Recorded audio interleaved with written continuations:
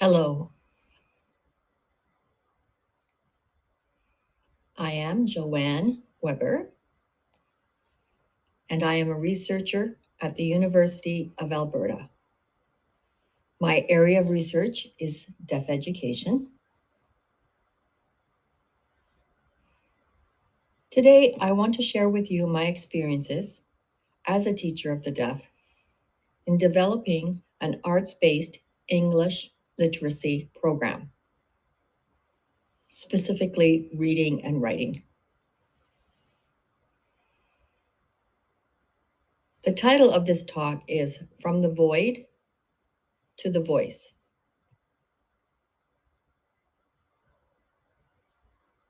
This lecture will cover more than 15 years of my teaching journey.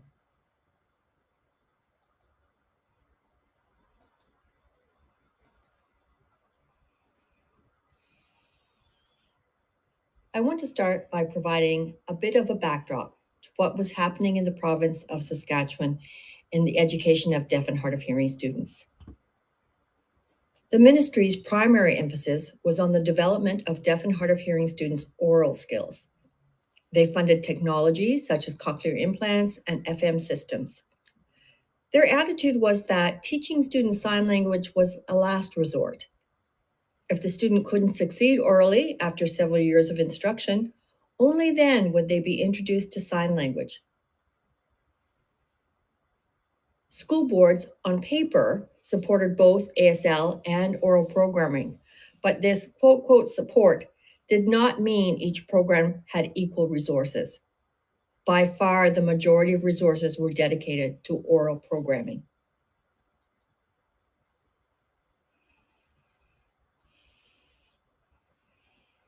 The group involved in this research were deaf and hard of hearing students between the ages of 14 to 18. Some of who were fluent signers, some who only spoke. I was the only deaf teacher of the deaf in the entire province of Saskatchewan who was fluent in ASL.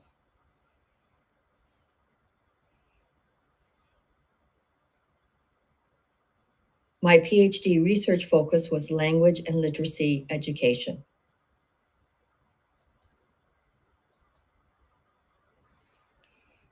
For 5 years, my focus was on developing an arts-based literacy skills program, including American Sign Language skills. I hired 2 artists in residence.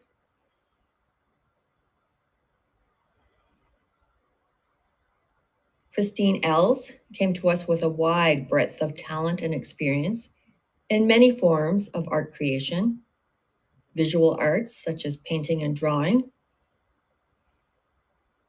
film. She's been involved in a number of different film productions.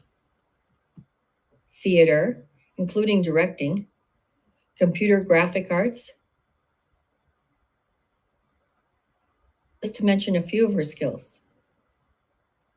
Oh, let's not forget puppetry. She is a master of the puppets.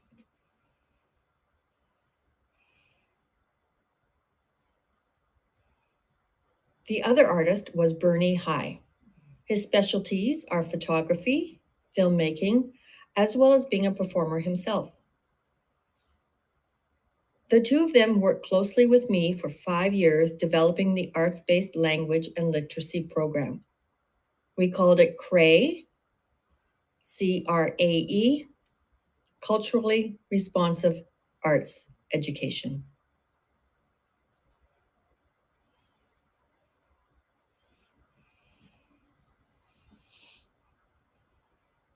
Before I carry on, full disclosure, I have to make some confessions.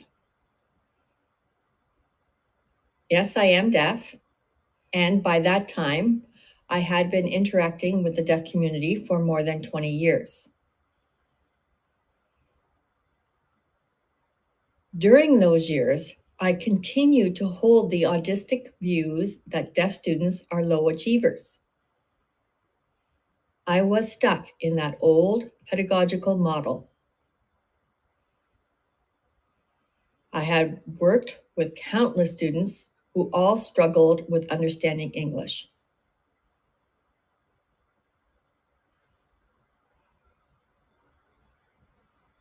I sometimes taught individual students, other times I have taught English language arts in the classroom. I also taught social studies, Indigenous studies, psychology, all of which require developing advanced English skills and advanced concepts.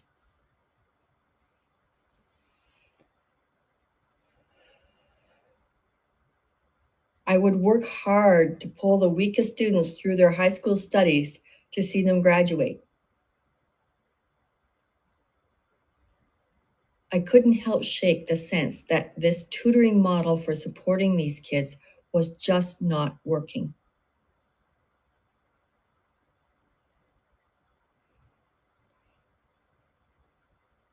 There are two primary reasons the model was not working. The first reason was my own attitude. I perceived the students as inferior, even though I am deaf myself. I saw myself as superior. After all, I had graduated from university. My English is flawless. Why do the students struggle so? Where was this attitude coming from? Without question, my training as a teacher of the deaf. The emphasis is so heavily geared towards the problems of the deaf and hard of hearing learner, their struggles with English, their emotional baggage, and I was still inculcated into the model I was taught to buy into. The second reason was I didn't feel I had the necessary skills to teach them. I can sign fluently. I completed my training at Gallaudet University. But when high school age students are coming into my classroom with grade 2 reading skills, I was at a loss, a complete loss. I didn't have the necessary skills to work with students at this level. This lack of literacy. I was feeling angry, scared. I felt so stuck, trapped. What could I possibly do with these students? The amount of work and pressure put on me in this situation was depressing. My escape was into a PhD program.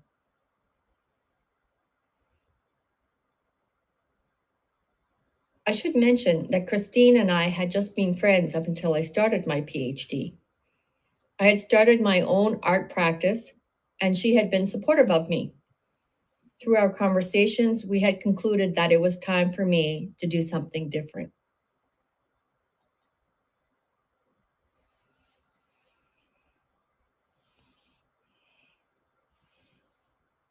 Before I go on, I think I should explain further where my low expectations for the students originated. Most teachers of the deaf, as well as professionals that work with deaf and hard of hearing children, assume the ability to acquire language is an innate ability for the child.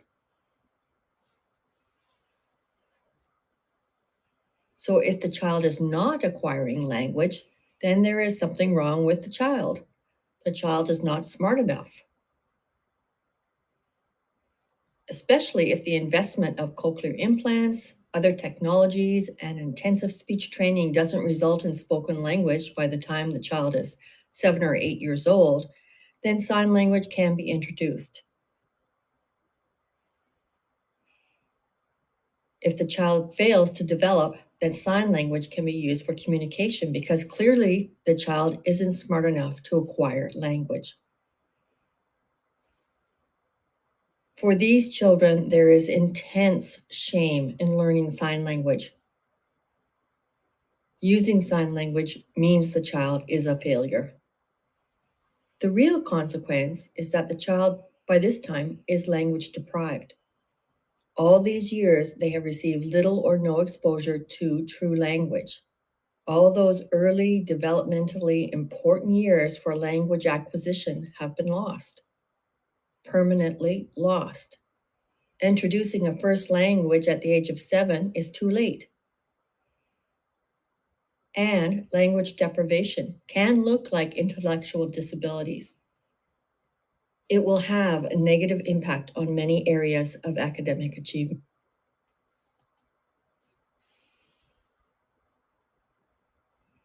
My PhD coursework was very broad. I was looking at hearing oppression. There are many kinds of isms: racism, classism, sexism, homophobia. Many groups of people experience marginalization.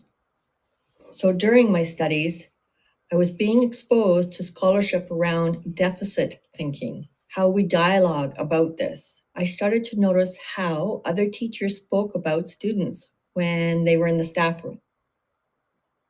That kid is just stupid. That kid has an awful family life. That kid has emotional problems. Such negativity is hard to shake off before you go back into the classroom. It's pretty much impossible to unhear what was said about the students in these contexts. Hearing the discourse used by others further reinforced the deficit lens I had been trained to look through. It was very hard to let that go. My PhD studies opened my eyes to recognize how my behaviors were exactly the same.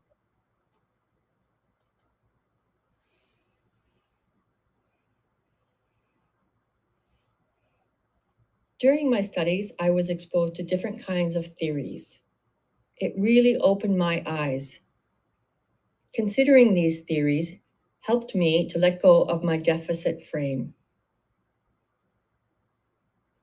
The first theory to help me understand myself was Postcolonial Theory. This theory asks us to look at the effects of colonialism, how the colonizers expected everyone else to conform to their white, middle-class, Eurocentric male views. The colonized were expected to learn English. Other cultures, languages, customs, traditions, and beliefs were to be abandoned. Only the ways of the colonizers, language, behavior, religion, etc., was to be followed and observed. The effects of colonization were global. And indeed, it had a profound effect on deaf people too.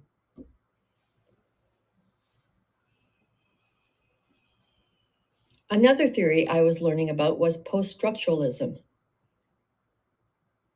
This explores discourse in use. How do we talk about and for others that disadvantages or marginalizes them? Discourse such as deaf students are not smart or are not capable because they can't speak. They look like monkeys when they use sign language. Sign language is inferior. That's why they have to use it. Post-structuralism studies discourse. The other theory I want to talk about is new materialism, which is connected to post-humanism. In post-humanism, animals, earth, machines, humans are all in relationship and are all equal. The traditional view is that humans are at the apex of the hierarchy. Posthumanism rejects this premise. It views everything as equal, whether animate or inanimate. This theory can be applied to deaf education too.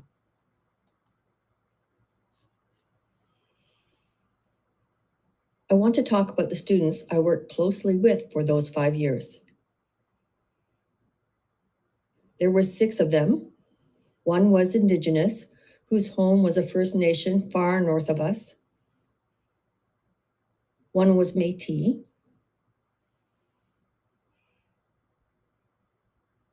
One was an immigrant recently relocated to Canada. 2 hard of hearing students coded with an intellectual disability. 1 profoundly deaf student coded with an intellectual disability. 5 of the 6 students were evaluated at an English reading level of kindergarten to grade 2.5.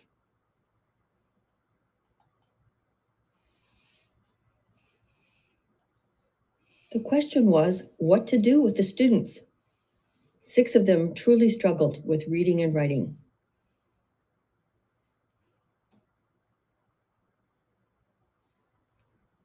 I started to look at culturally responsive pedagogy.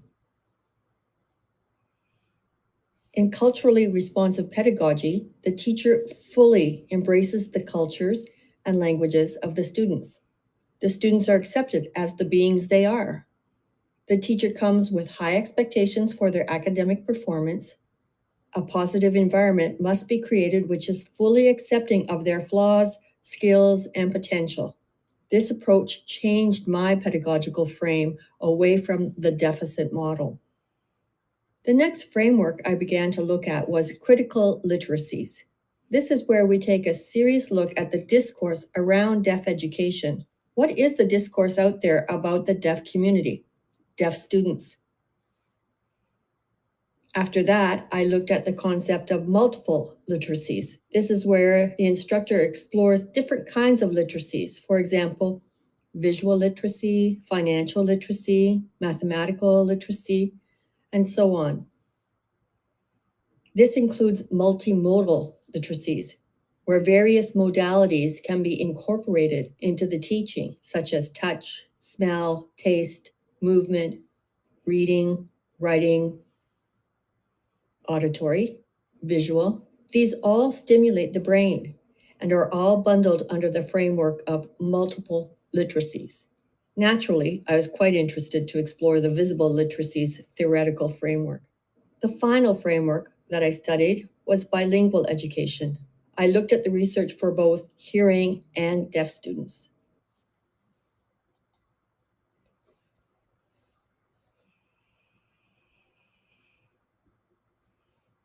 While I was doing my PhD studies, I began to wonder how a culturally responsive arts education program might help students to improve their literacy skills, help teach the curriculum, while at the same time lift the students up and change the discourse around how the students were viewed through a disability deficit lens. Was there a way to do this? I gave it a lot of thought. So now I want to talk more specifically about culturally responsive education. The primary focus is lifting the students up by honoring their home and school languages and cultures,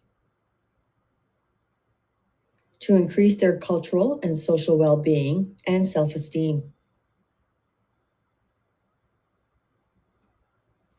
Give them the opportunity to culturally critique the worlds they belong to. Give them space to learn about and critique the deaf community and American Sign Language and explore what it means to them.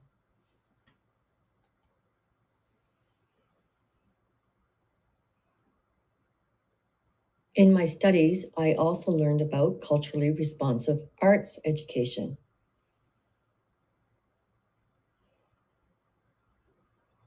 This involves 6 pedagogies.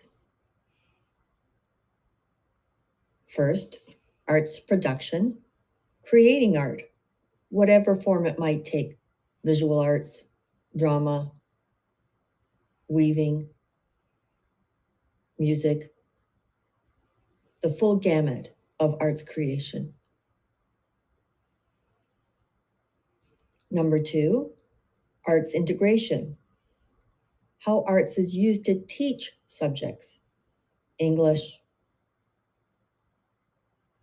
social studies, psychology, and so on. This is the area I am especially interested in. Aesthetics, This deals with the quality of the piece, demonstrates artistic talent, and has meaning. What does the piece mean? What does it reveal about the deaf community or culture? Number 4, contextual teaching and learning, where the instructor uses conveniently accessible contexts to teach content, avoiding abstract scenarios which have no connection to the learner's lived experiences. Number 5, critical pedagogy, which guides the deaf student to develop self-esteem, accept who they are with pride, and reject the limitations put on them by others. It encourages the deaf students to teach others about themselves, how to advocate for themselves so that others know the responsibility, for example, for accommodations is the hearing person's, not the deaf person's. Number 6, multicultural education. For deaf education, this means bilingual or dual language programming in English and ASL. But it also includes incorporating other cultures, for example, Indigenous ways of knowing, or the cultures of immigrated students.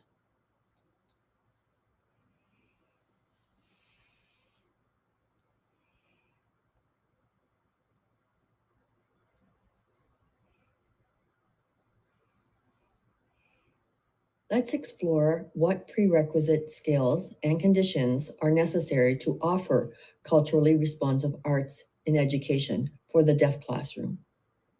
First and foremost, the instructor must have an academic understanding of the linguistic structure of ASL.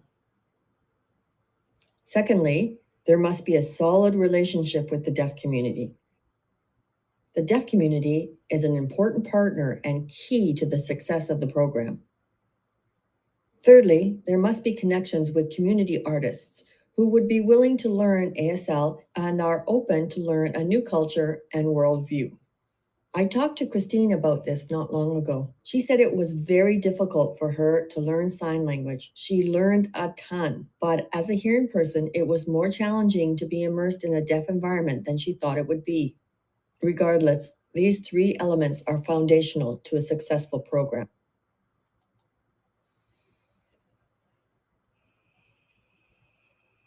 Aesthetics. It was important to me that we create quality artistic products so they can be shared with the hearing world as well as the deaf world. I emphasized to our 2 artists in residence that I wanted us to create art to show the world, not art that would then be tossed into the garbage. For me, it was important to show others. I actually knew both artists in residence before starting my focus on culturally responsive arts education programming. I was involved in a play which was written by Christine called Kaleidocycle. It was based on her own experience having had a number of seizures which left her unable to speak or use English. She knew some sign language, but was then forced to use it more deliberately because her brain was not able to use English in the same way. So she started to explore this experience. Eventually, her speech came back to her, but for a period of time, she was limited to what knowledge she had of sign language. Anyway, I was involved in that performance and knew that Christine would come to our arts education program with an advanced understanding of living with communication barriers.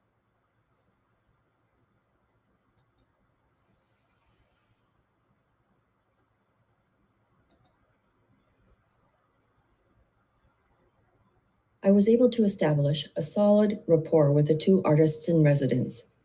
We had productive discussions about the deaf community's issues, challenges, and opportunities. They were both very enthusiastic about their involvement in the program for those 5 years. The 3 of us researched ASL literature, ASL performing arts, visual arts by deaf artists, Unfortunately, there were no deaf artists available in Regina or Saskatchewan, for that matter, who could come into our program, though we did look for one to act as a model for the students in their own art practice.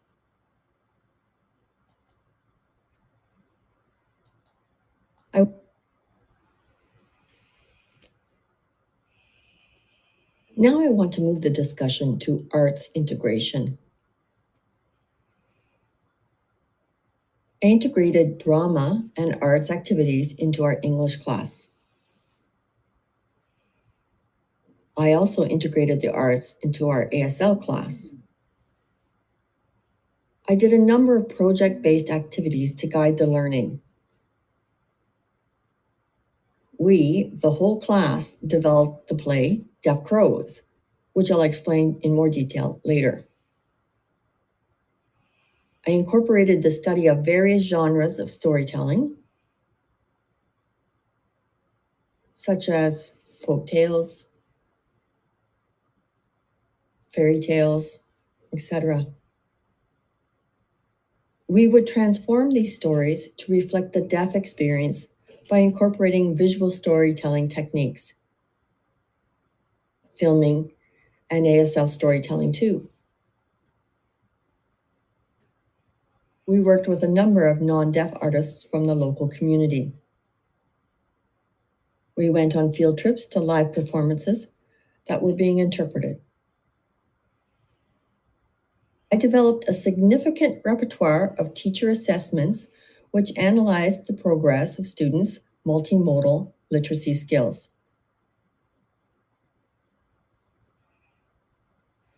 I used these assessments for every project done throughout the development of Deaf Crows.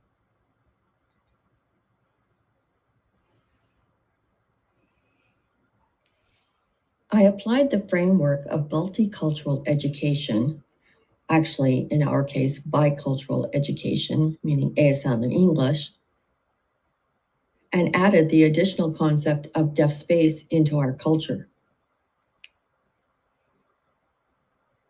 I encouraged the students to create their own deaf space. I wanted to let them figure out where the best place to sit was, how the desks and furniture should be placed in the room, where I should stand. It was up to them to create the space to serve deaf needs. They were responsible to take care of the space, keep it clean. They had to move furniture around as needed for the activities they were doing. They were also responsible for taking care of and organizing all the art supplies. No matter where we are, deaf people claim their space. It is always in the midst of hearing space, but deaf people do claim their space, whether in the middle of the street, in the middle of a shopping mall, or in a crowded coffee shop. We create our own space.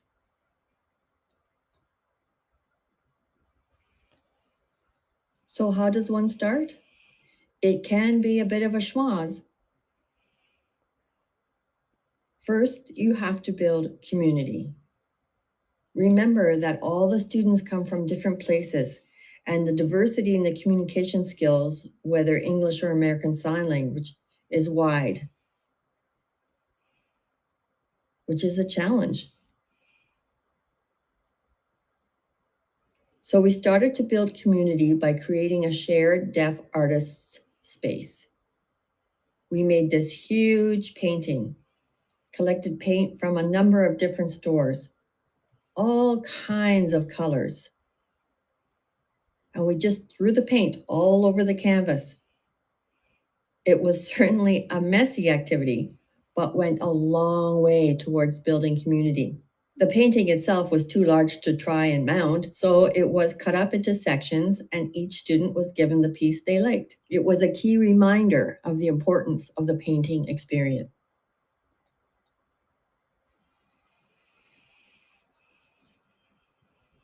When deaf space and hearing space coexist, you will see different responses. First, they can be present at the same time, but they don't interact. That's the standoff.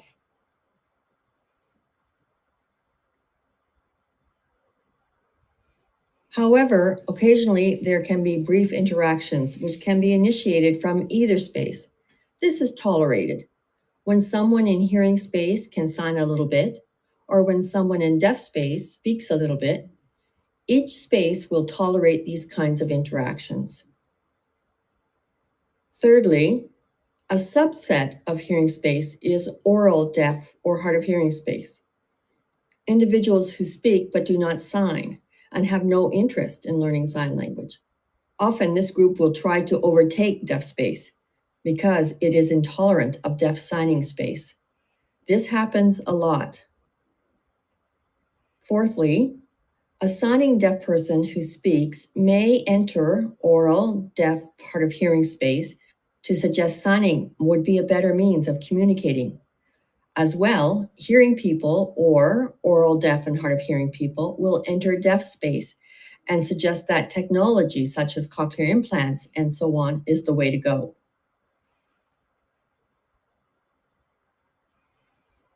It's challenging to understand deaf space through these four primary orientations.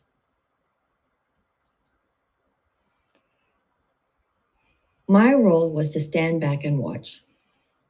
If someone from hearing space tried to interfere with deaf space, I would intercede. If someone from deaf space tried to interfere with hearing space, I would intercede.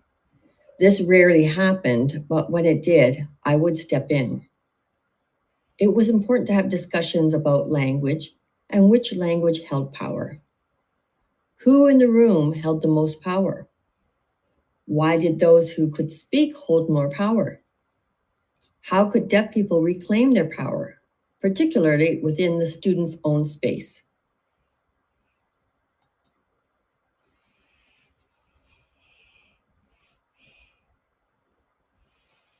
After the mammoth group painting exercise, where we got cans of paint and threw it onto the canvas, I had them do a poster project.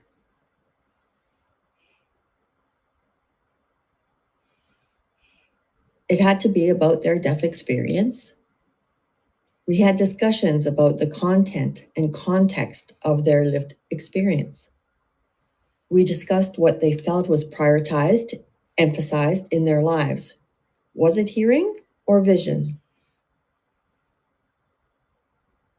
Unanimously, they agreed that others emphasized the value of hearing most. So we explored that further. I asked them, what are you able to understand in your world through your hearing? What are you able to understand in your world through your vision? You could see the students begin to realize that learning through vision is possible. Many students would recount stories of conflicts with their audiologists or parents who insist that the students not lip read to understand what's being said. They were only supposed to use their hearing. Students would share how the audiologist would tell them that they failed their hearing test. Yet none of the students failed their vision test.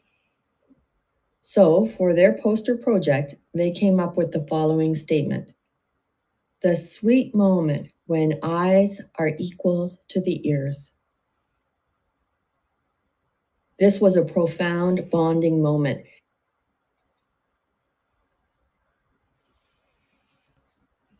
The poster assignment led to a deep discussion about feelings of failure. Because they had to accept sign language as part of their life,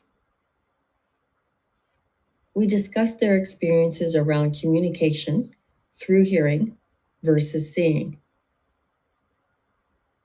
We encouraged self-reflection about what it was like to focus on what they were actually seeing, to learn how to see, and to value what they see.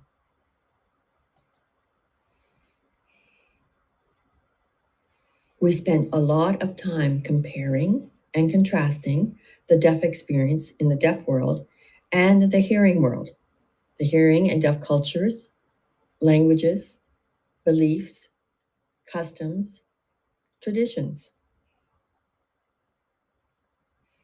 The students began to understand that in deaf culture, vision is paramount. I was moved by the artwork created by one student. They went home and created 2 paintings, including the one you see here, of a blackbird in a cave.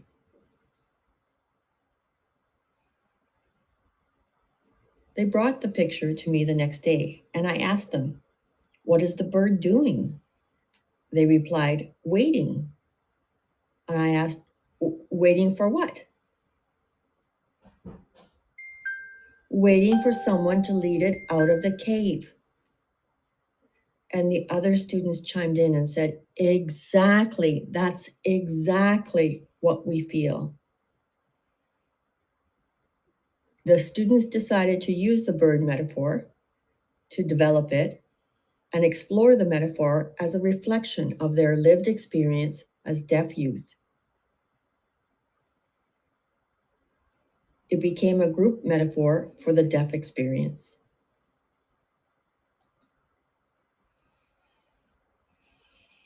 We went deeper and deeper into our analysis of the deaf and hearing worlds.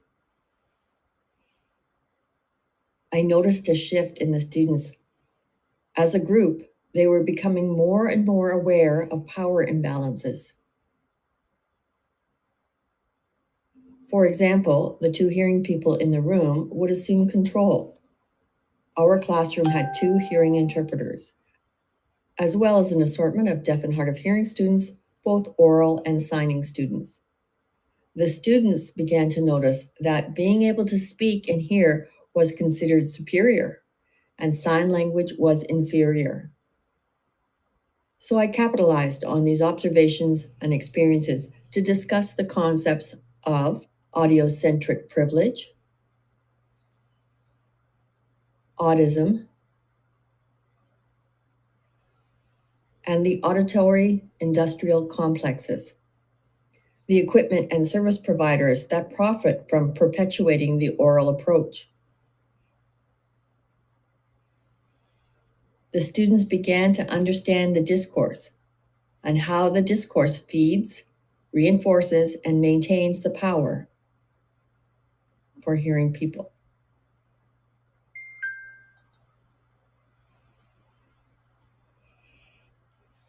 You'll remember I told you about the student who drew the picture of the blackbird. Now I want to tell you about the second piece they brought to the class. We had been discussing the idea of language deprivation and exploring what that really means. I asked the students to reflect on their own life experiences and consider the concept of language deprivation. Several of the students were brought to tears and became upset. They realized that their struggles to learn had nothing to do with their mental capacity, some of whom had been labeled as mentally challenged, but instead their struggles were a result of actually being deprived of language, which led to cognitive delays.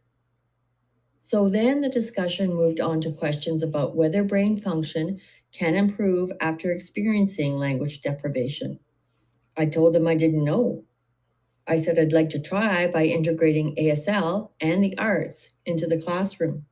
It was after these discussions that the student returned to the classroom with a new drawing of the bird. The skin and feathers over the bird's skull were pulled back so the brain could be seen from the side, and how the breaks in connections in the brain caused by language deprivation were sewn together to be reconnected. We moved on to explore the historical oppression of deaf students leading to language deprivation. We watched a number of videos of deaf adults sharing their experiences growing up. We learned about the oppression of the deaf community and culture, and the suppression of deaf literature and deaf culture within the K-12 curriculum.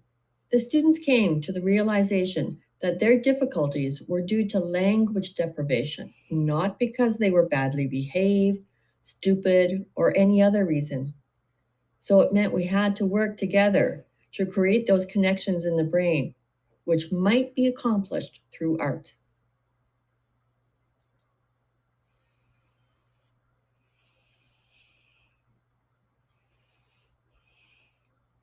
We began to think about creating a play called Deaf Crows. After months of research and discussion about crows, we decided to make masks. We didn't know if they would be used in the play, but we decided to make masks. So many of our activities came organically, and we had no idea where they would lead. That's something I need to warn you about. Once you embark in arts integration pedagogy, you won't always know where it's leading you. So the students made their masks, and much later, we determined how they could be incorporated into the play.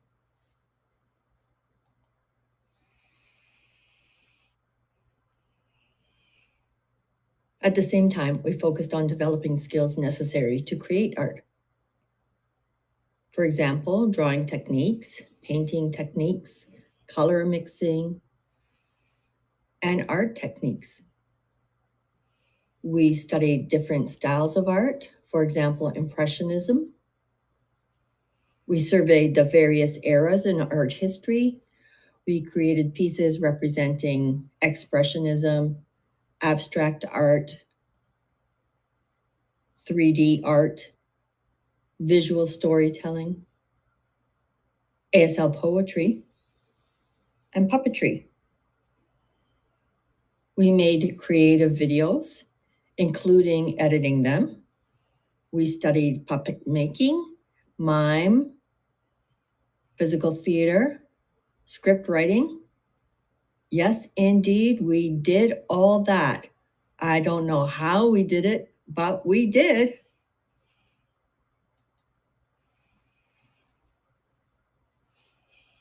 So that gives you an idea of what we were doing while we were exploring the deaf experience, metaphor, and deaf crows. We just plowed ahead in creating art and developing artistic skills while exploring those topics.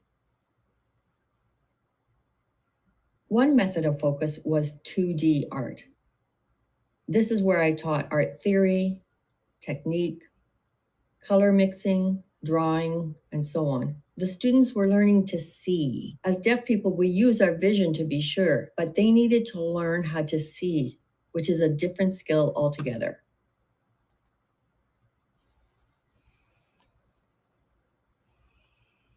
We also studied the different eras of art history.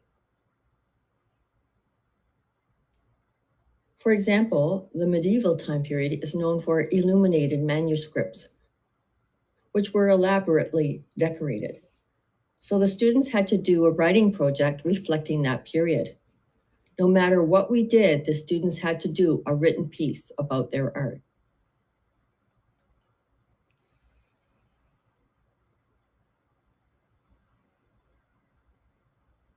During the unit on 2D art, where we discussed art history and techniques, for each art project the students were working on, they also had to create an English story. We made an abstract art comic book incorporating color field and visual storytelling techniques, and illustrated the plot of the story called The Handless Maiden, which is about a young woman.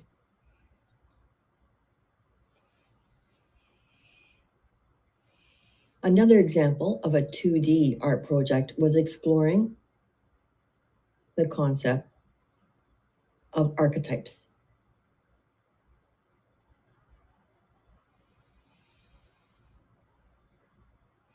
The idea that inside all of us we have many different archetypes or characters.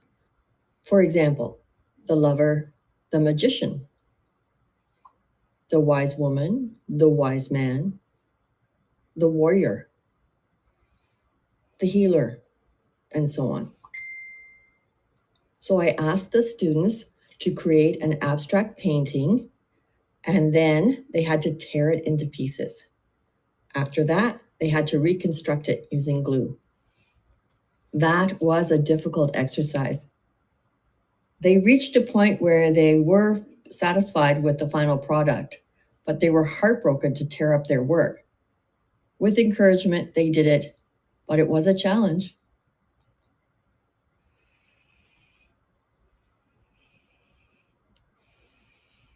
Another 2D art project was focusing on visual storytelling techniques. We explored how to use line, shape, tone, color, etc., to fit within or reflect the plot. So the students had to analyze the story Bluebeard and determine how to align the visuals, such as the lines, their placement, the angle, the length, etc., how they could be incorporated into the art to reflect the plot points and the arc of the story.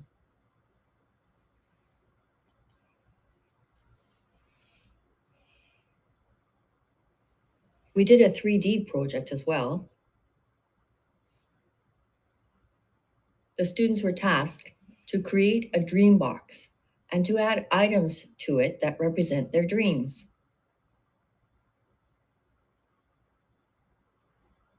They had to picture themselves, expose their feelings, and embark on a hero's journey. In English, we were studying archetypes and specifically the hero's journey. The parallel project for each of the students was to represent their personal hero's journey in the dream box. Once they created their dream box, then we filmed it. That video served as a backdrop while the students each presented in ASL their project and what dreams the items in the box represented.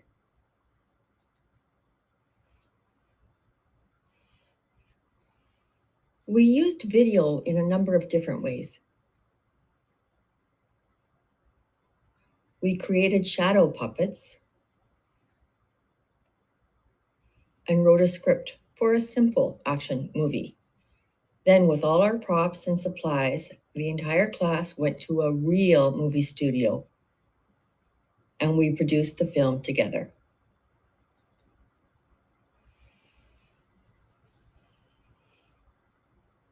Our final project was to put all this work we had done together and create a play.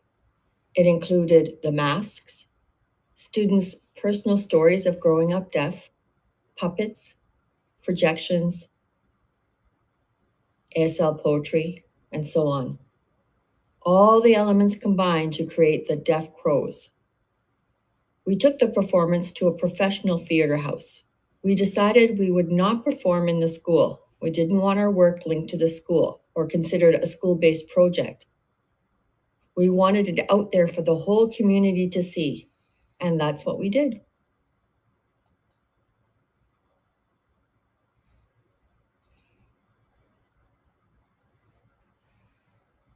The Deaf Crows production has 6 stories, one segment for each student. As they performed their individual experiences, the other students served as supporting characters for the main student's storytelling. One character I am featuring here is named Blood. Blood tells a heart-wrenching story of the oppression she experienced. This is her story that she decided to share. Each student made their own mask to represent their individual crow.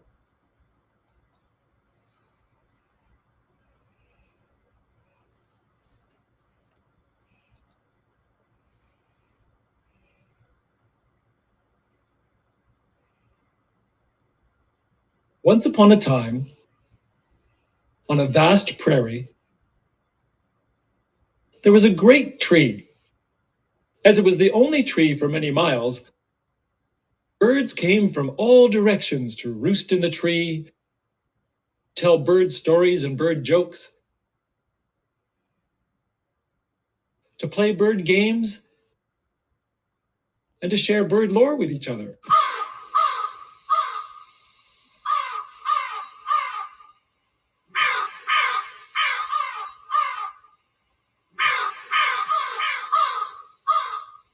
A woodsman saw it and decided to chop the tree down.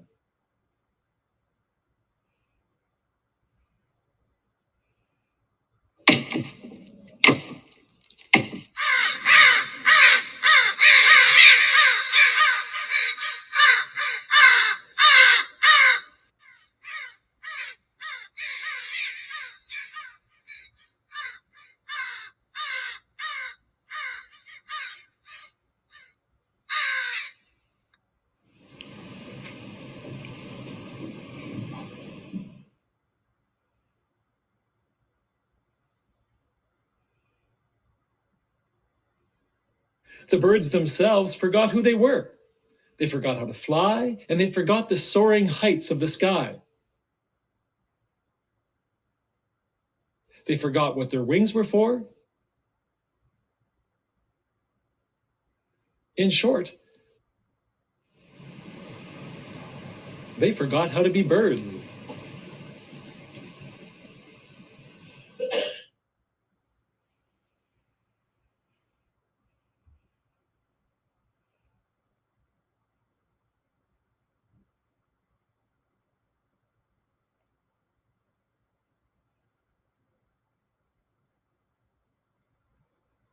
The mother and her deaf son have an appointment with the audiologist.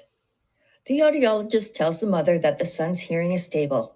That means he'll be able to speak more and hear more. But the mother says he only speaks 50 words and he is 7 years old. The audiologist is emphatic. I've been telling you for 7 years, if he learns to sign, he'll be relegated to the small world of the deaf. He must learn to speak to function in the hearing world. But the mother complains, I am frustrated. He can't understand me and I can't understand him. Maybe it's time we learn sign language. The audiologist interrupts. No, just keep up the hard work. It will pay off with employment in his future.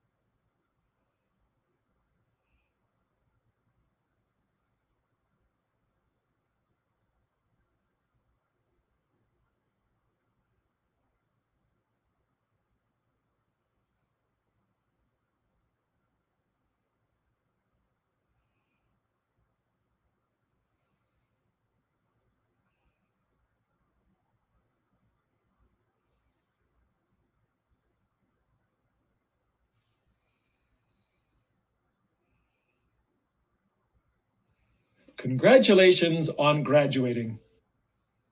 This is wonderful. Thank you.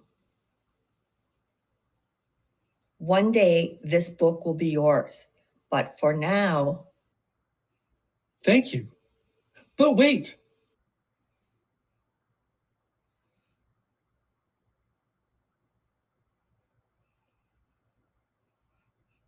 You're welcome. Now go away.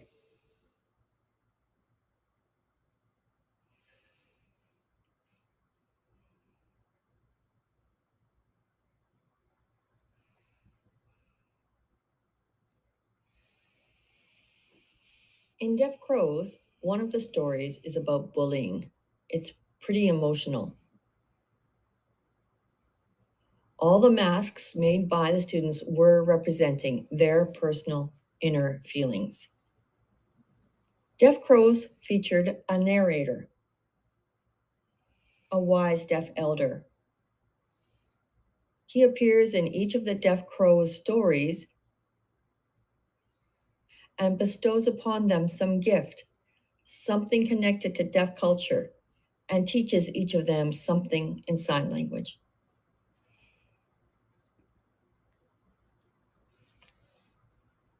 Parents, teachers, sign language students, everyone in the audience was moved by the show.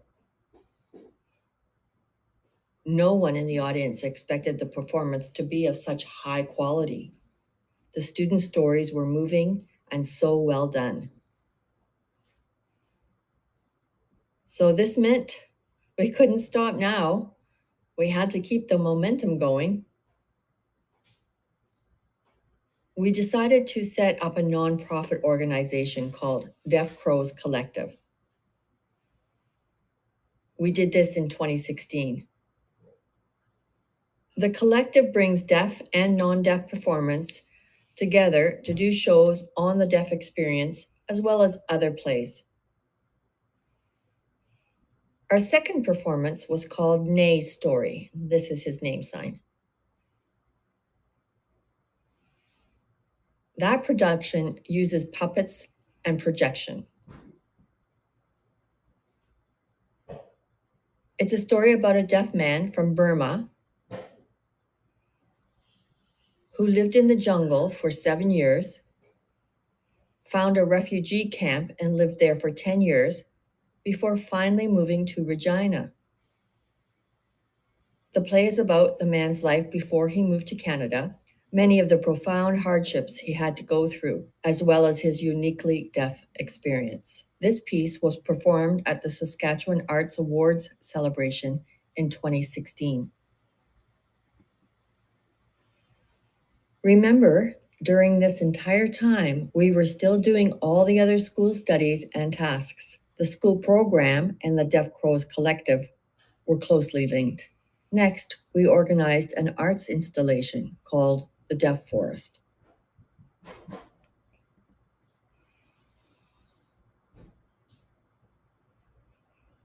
The Deaf Forest was installed at a professional art gallery in the downtown Regina library.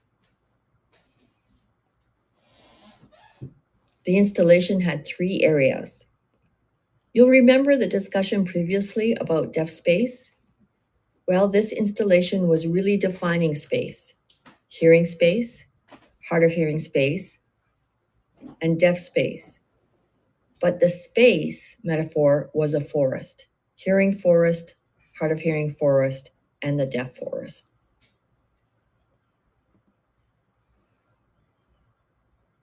The hearing forest used visual storytelling techniques using shape and line.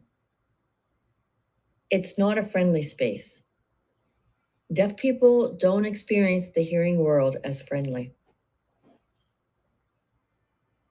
So all the lines in the forest trees came across as sharp and harsh. It was done in black and white with no color. Tones were darker. This was entirely designed by the students.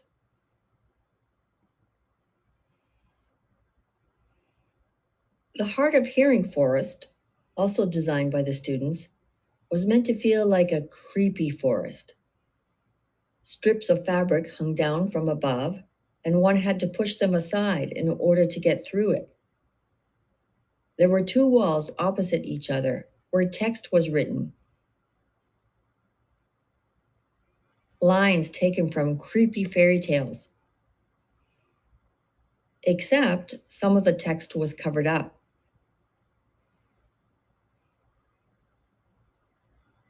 As a metaphor for being unable to hear everything people say.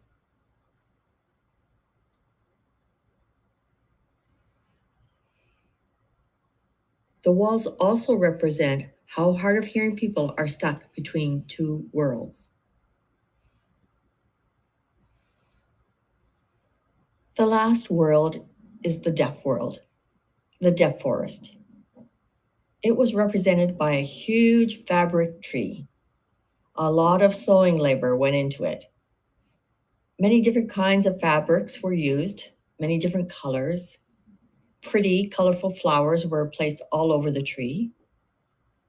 We partnered up with a deaf elementary program, and the children drew finger spelling alphabet hand shapes, which were hung on the tree. Finally, to carry through the metaphor of the black deaf crow, a large, colorful bird was perched in the tree, free to enjoy the forest.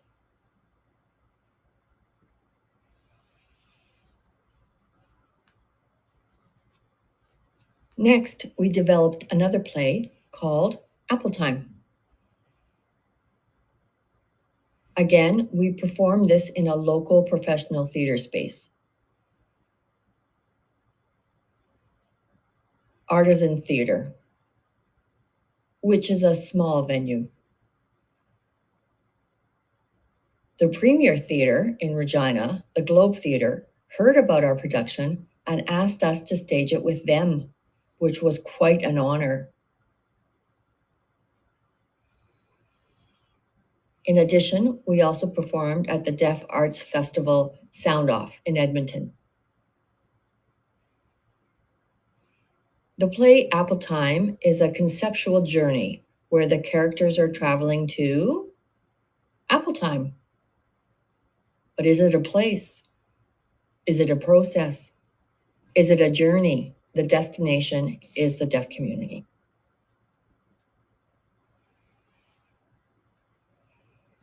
Apple Time was quite different because it was addressing the complexities of intersectionality between deaf culture, multiple identities, and languages. At this point, a number of new students had joined the school program, and several of them were new immigrants. These students were learning ASL and learning English at the same time. Apple Time was an assemblage of hearing and deaf people, some who knew sign language, some who didn't, some who spoke, some who didn't, where there were lots of different languages and identities, creating a rhizomatic space. Apple Time aims to make you think about the meaning of diversity and how to care for and support one another.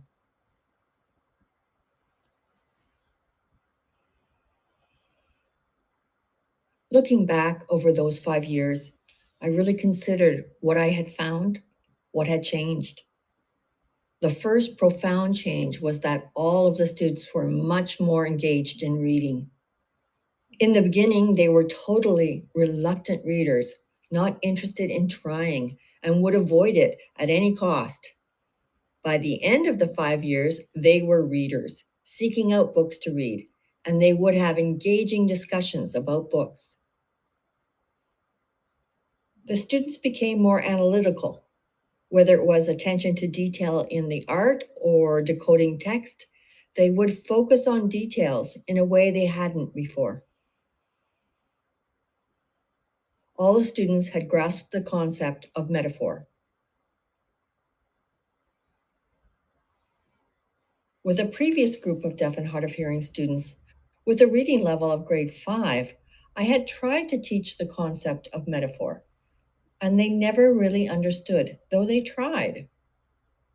However, by the end of the 5 years, this group skillfully could identify metaphoric language when presented to them. They were now able to identify how often it comes up in their environment.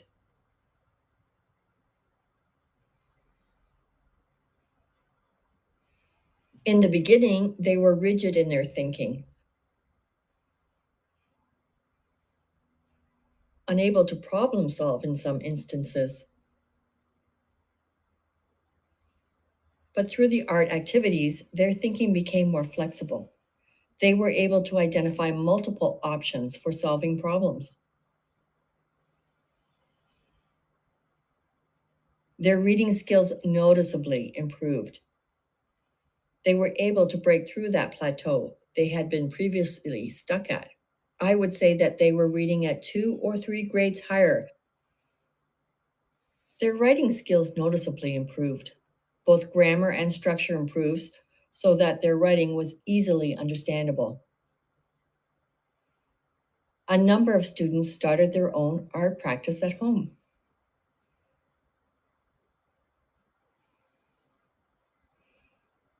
The students started taking on more challenging assignments in art, reading and writing, and academic knowledge.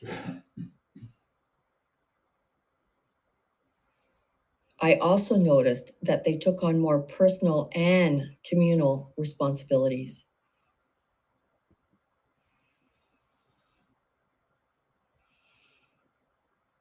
To sum up, these are the key points I want you to come away with.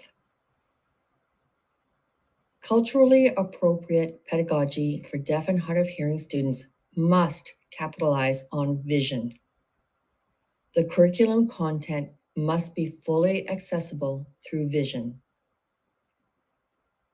Arts-based literacy may provide access to metaphoric language and lead to cognitive flexibility. Involving talented artists is essential to the development of arts-infused curriculum. It's paramount. Arts activities should be integrated into all subject areas, including science, social studies, English, math. Again, this is key. Deaf and hard of hearing students need to be taught in a bilingual environment. Deaf adults need to be invited into the classroom to support the students' learning.